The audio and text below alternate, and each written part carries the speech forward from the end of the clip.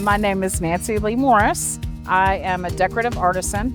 I am working on the UT Tower, working on some spandrel panels that have images of Hebrew, Latin, Phoenician, and Egyptian. And I'm gold leafing the center of those panels. I do a primer, which is a burnish sealer that goes up underneath the adhesive for the gold leaf. Then I come in the next day and do the adhesive. Very sticky. It has a 12-hour set time and it has a 12-hour open time, which means once it's set, I have a 12-hour work time where I can apply my leaf.